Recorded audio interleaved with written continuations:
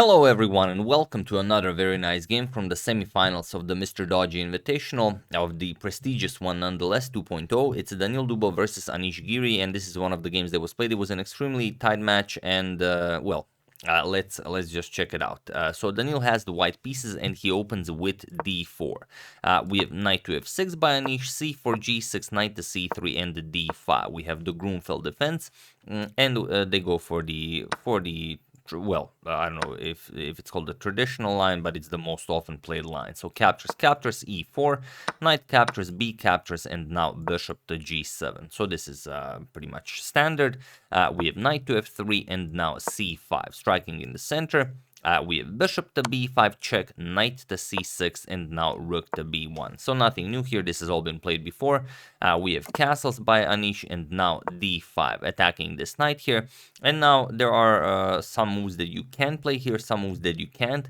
Knight to e5 is of course an option. You can just put the knight on e5, but Anish chooses the a6 move, and it's a very tricky move because it allows white to make a mistake. I wouldn't call it a mistake, but it's not as precise that he could have played. So here he played bishop to d3, and often the bishop is more active on e2 than on d3, and this is also one such case. He played bishop to d3, but this allows Anish this very nice bishop captures on c3, bishop to d2, and now bishop back to g7, leaving his knight here on pre, as the bishop on d3 would also be captured. And here if you do captures, you don't really gain anything. White king will be stuck in the center of the board, and it's a pretty bad position for white. Even if you go something like captures here, doesn't really matter. Queen captures with check, and you will always be able to recollect this pawn. So it's a really bad position. You can't even block with queen to e2 because the rook on b1 falls. So it would just be total annihilation. So after bishop to g7, we have castles, and now Giri just continues to strike on the queen side with b5. And if you look at the position now, yes, you can still capture this, doesn't really do anything. Black still captures the bishop on d3, but it's only move 13, and Anish already has a passed c pawn that a few more moves and you can start pushing it forward. So here bishop to e3. Now the bishop is defended, and you have to do something about your knight hanging on c6, so knight to d4. We have knight captures, c captures. You could also play bishop captures, then maybe you can push the pawn on the c file, but Giri prefers c captures on d4. This already moves the pawn one step further, so it's now on d4, and it's nicely protected by the dark square bishop, and also opens up the c file. So bishop to g5, and now comes h6. And here Giri will try and make this white's dark square bishop completely useless. g5, bishop to g3, and now e5. And now this bishop really doesn't have a bright future, so you might as well free it immediately by playing d captures on e6 en passant, which Daniil does. So the captures, we have bishop captures, and now as black has a 2-1 advantage on the queen side, Dubov strikes with a4.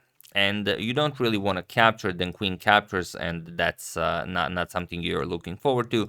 You cannot advance the pawn, nothing is defending it. So here bishop to c4, this is strongest, and this keeps black's advantage alive. So here a captures, we have a captures, and now here's a very interesting position. Because you really don't want to capture this. If you capture, then b captures, then black has to connect past pawns, and that's no way to enjoy a chess game.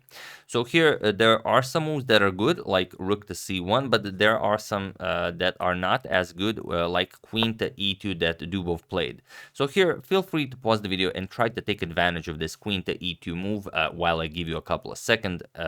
Try and find the move that Giri played.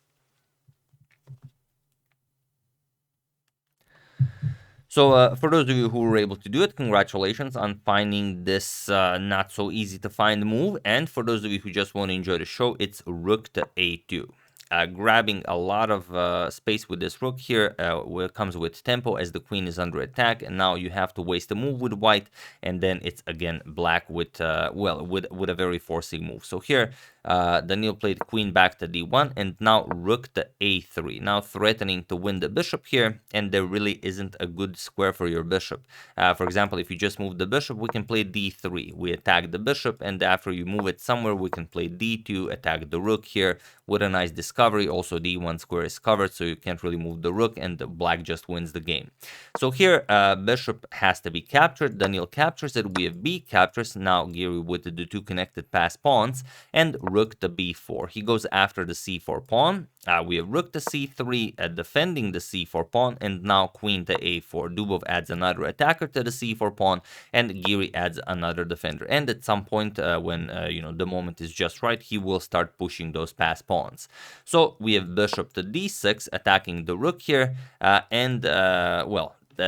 is no time to waste here. Giri just starts pushing those pass pawns, and he starts with d3.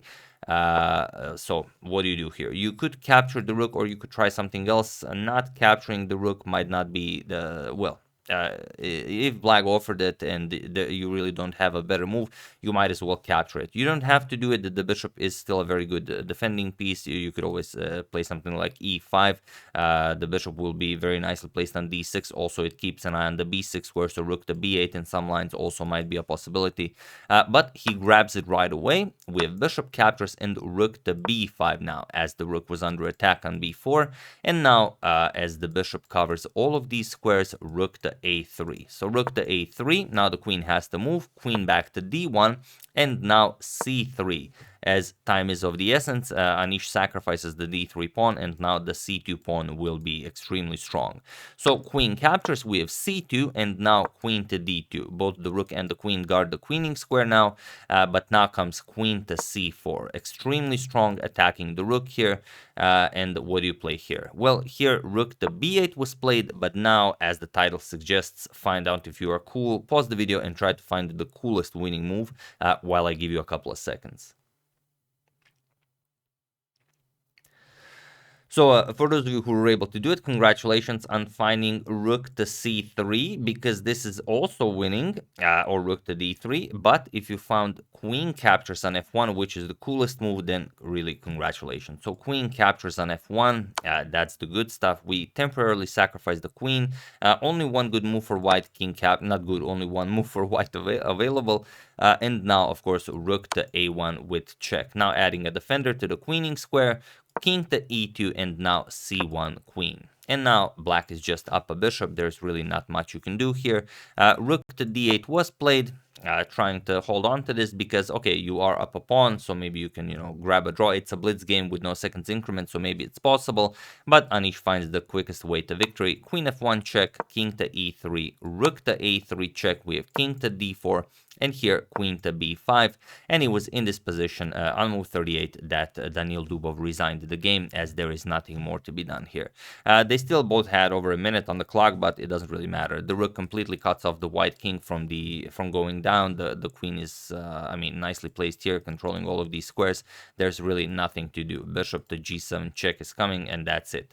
One thing you could try, for example, rook to d5. Still, you could go queen b6 check, and now it doesn't really matter. Let's say king e5, bishop g7 check, king f5, and now we can just deliver checkmate with queen to e6. So all of the lines are winning for black. Doesn't really matter. So yeah, after queen to b5, Dubov resigned, and another great victory for Anish Giri. And this was a really tough fought match. Giri defeated Dubov with a result of 7-5. So it was, I think Dubov started by winning, then Giri fought back, then Giri started leading, and it was a really, really crazy match. So Giri is going to the finals of the prestigious MrDodgy Invitational 2.0, and his opponent is Badur Jobava, as he defeated Vidit with a score of 6.5 to 4.5, also a hard-fought match. That's the game. I hope you guys enjoyed it and that you found the coolest move to win. I would like to thank David, Jeffrey Cook, Tsanko Tsolov, Kevin Hawkins, and Austin Del Rio for a contribution to my channel. Thank you a lot. I really appreciate it. As usual, you can check 2 of my previous videos here. Thank you all for watching, and I will see you soon, continuing probably with the finals of the MrDodgy Invitational, checking up on your wonderful suggestions and whatever else happens in the chess world. So thank you all. I will see you soon, and have an excellent rest of your Sunday.